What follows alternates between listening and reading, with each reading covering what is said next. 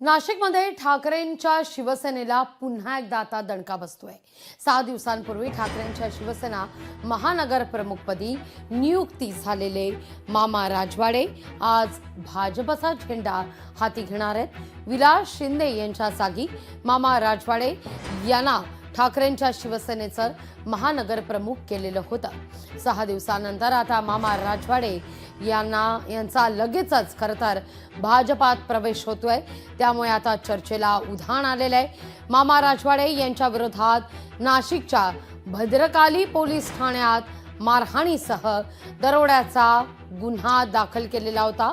या गुन्ह्यात मामा राजवाडे फरार आहे। मामा राजवाडे यांच्यासह सुनील बागुल यांच्यावर देखील गुन्हा दाखल आहे। आज भाजपमध्ये शिवसेना उद्धव बाळासाहेब ठाकरे पक्षाचे मामा राजवाडे हे दाखल होते। तर शिवसेनेत प्रवेश केल्यानंतर 6 दिवसांपूर्वी राजवाडे नेमका काय म्हणाले होते ऐकूया आपण। पक्षाची जी गळती चालू आहे आणि पक्षश्रेष्ठीने जे उद्धव साहेब असो, आदित्य साहेब असो किंवा राऊत साहेब असो, यांनी या माझ्यासारख्या सामान्य शिवसैनिकावर एवढी मोठी जबाबदारी दिली। मला कल्पनाही नव्हती की मला एवढी मोठी जबाबदारी ही शिवसेनेकडनं मिळेल। कदाचित पक्षश्रेष्ठीला पण असं वाटत असेल की ही जबाबदारी मी पेलवू शकतो, या गळतीला मी कुठंतरी डॅमेज लिकेज जे आहे लिकेजेस त्याला मी कुठंतरी थांबवू शकतो, त्याच्यामुळे कदाचित माझ्यावरती 100% त्यांनी जबाबदारी दिली असेल। तर ही जी जबाबदारी आपल्याला मिळाली आहे ती जबाबदारी फार मोठी आहे। आपल्याला अपेक्षा नव्हती की इतकी मोठी जबाबदारी उद्धव ठाकरे आदित्य ठाकरे आपल्यावर सोपवतील असं मामा राजवाडे म्हणालेले होते। सुनील बागुल शिवसेना उपनेते ठाकरेंच्या शिवसेनेचे हे देखील आज भाजपात प्रवेश करतील। मामा राजवाडे महानगर प्रमुख शिवसेना उद्धव बाळासाहेब ठाकरे पक्ष। तर गणेश गीते सुद्धा आज भाजपात प्रवेश करणार आहे।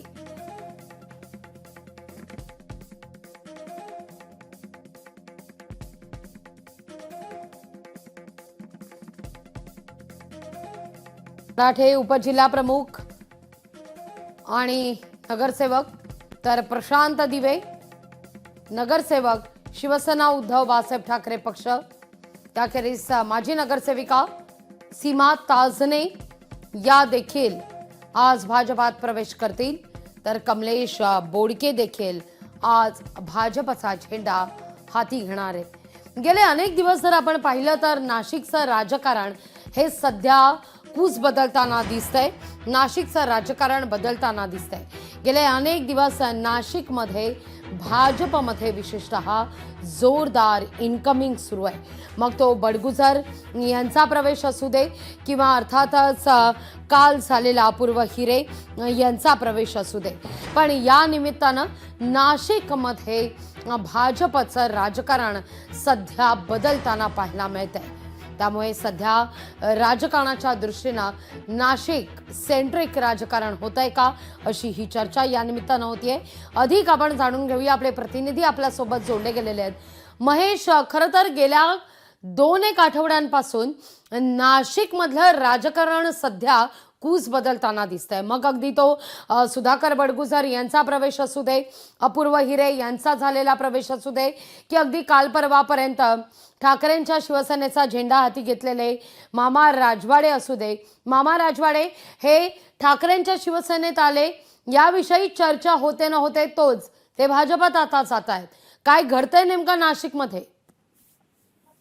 नक्कीच लागवी। खरं तर नाशिकमध्ये जर बघितलं तर उबाठाला मोठं खिंडार या निमित्ताने पाडलं जातंय। सातत्याने भाजपमध्ये जे पक्षप्रवेश आहे ते होताना आपल्याला दिसून येत आहे। सर्वात मोठा पक्षप्रवेश जो होता तो सुधाकर बडगुजर यांचा होता। ठाकरेंच्या शिवसेनेतून हकालपट्टी केल्यानंतर सुधाकर बडगुजर यांचा जंगी आणि शक्ती प्रदर्शन करत भाजपमध्ये मोठा पक्षप्रवेश झाला।